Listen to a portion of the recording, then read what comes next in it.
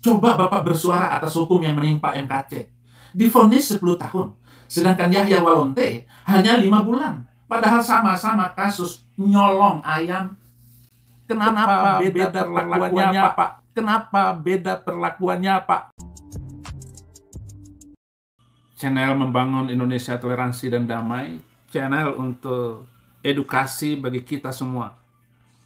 Saudara yang percaya Tuhan maupun yang tidak percaya Tuhan, agar channel ini sehat dan kuat, maka ternyata 60% penonton itu yang tidak subscribe.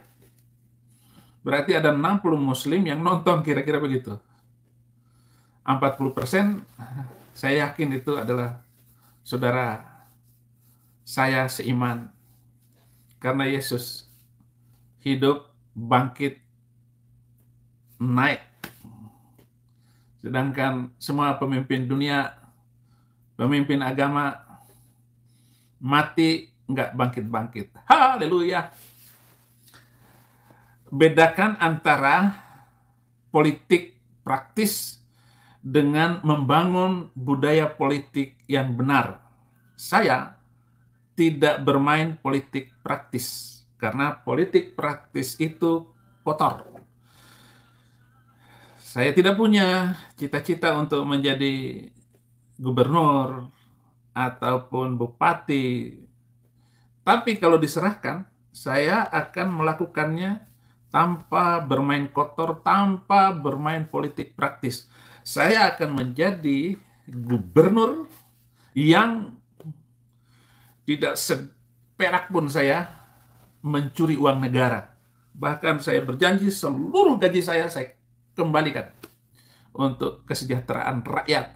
Karena saya pasti dapat makan, pasti dapat minum dari rakyat saya, orang yang memilih saya.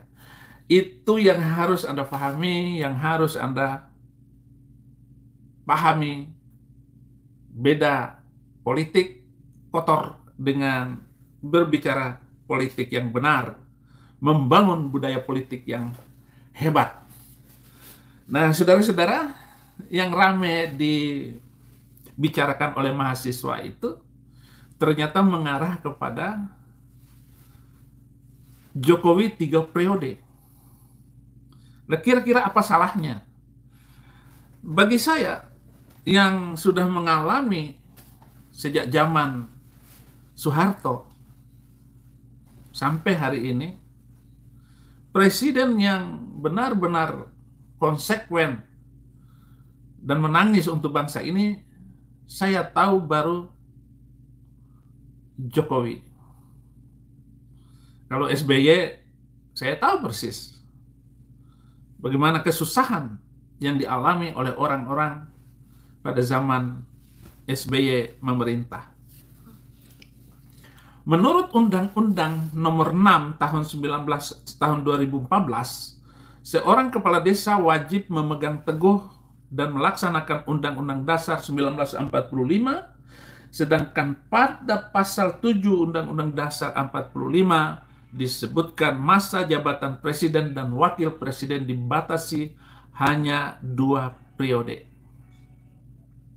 Perubahan atas pasal itu dilakukan pada sidang umum Majelis Permusyawaratan Rakyat pada 14 sampai 21 Oktober 1999. Amandemen tersebut terjadi sebagai dampak dari gelombang reformasi 1998 dan sebagai upaya agar Indonesia tidak kembali terjerumus ke dalam praktik otoritarianisme pada zaman Soeharto.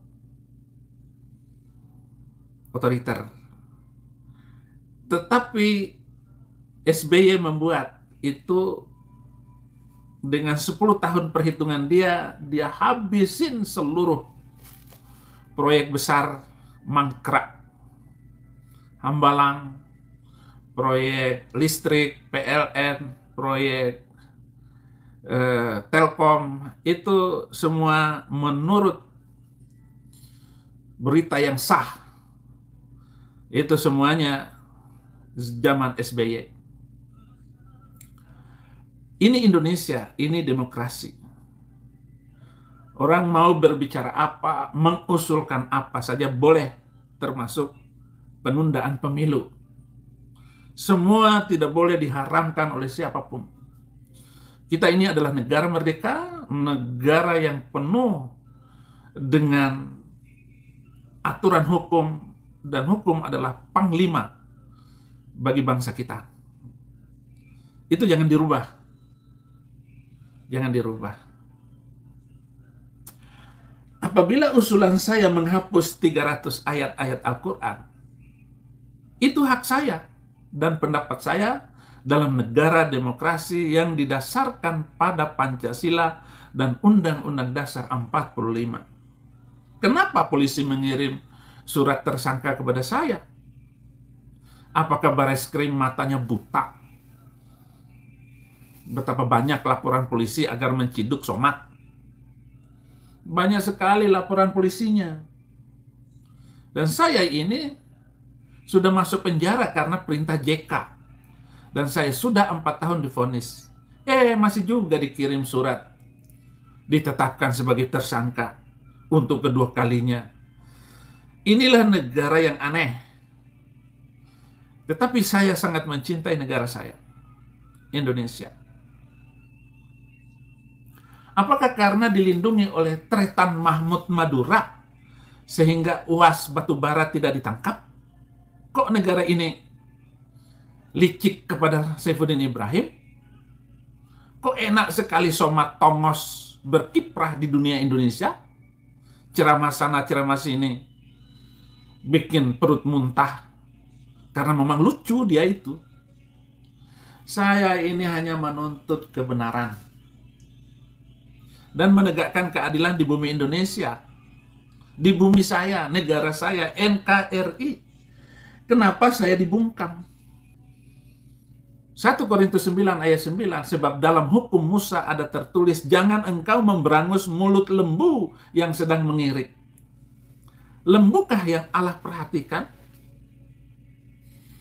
1 Timotius 5 ayat 18, bukankah kitab suci berkata, janganlah engkau memberangus mulut lembu yang sedang mengirik, dan lagi, seorang pekerja patut mendapatkan upahnya. Jadi jangan dibengkok-bengkokkan hidup ini. Undang-undang dan hukum ini jangan dikacaukan. Jangan menutup mulut sapi untuk makan. Ini aneh semaunya. Jangan menutup keadilan Pak Mahmud. Mentang-mentang Bapak Menteri Kesehatan dari Suramadu lalu seenaknya menetapkan saya tersangka. Nggak boleh dong. Apakah Bapak nggak punya ibu yang melahirkan Bapak? Bagaimana kalau ibu saya mendengar anaknya tersangka oleh hukum gara-gara perintah Bapak? Gitu Pak. Bapak Mahmud ini tidak adil dalam hal ini. Apakah saya ini marmut yang hanya makan rumput 13 lembar sehingga saya ini dianggap tidak berguna? Apakah saya ini nggak punya hak untuk menyampaikan kepada Bapak Menteri yang terhormat? Coba jawab Bapak. Tolong jawab Pak Mahmud. Bapak jangan hanya dipanggil profesor hukum, tapi tidak mampu berlaku adil atas anak bangsa. Coba Bapak bersuara atas hukum yang menimpa MKC. Divonis 10 tahun. Sedangkan Yahya Walonte hanya 5 bulan. Padahal sama-sama kasus nyolong ayam. Kenapa beda perlakuannya Pak Mahmud? Jangan hanya karena 300 helai rambut yang rontok dari kepala Bapak, lalu memerintahkan menangkap saya. Kan saya tidak mencabut rambut Bapak. Saya kan tidak menghina Bapak. Saya hanya menuntut Bapak untuk berlaku adil. Ini selesai. Bagaimana Pak Mahmud?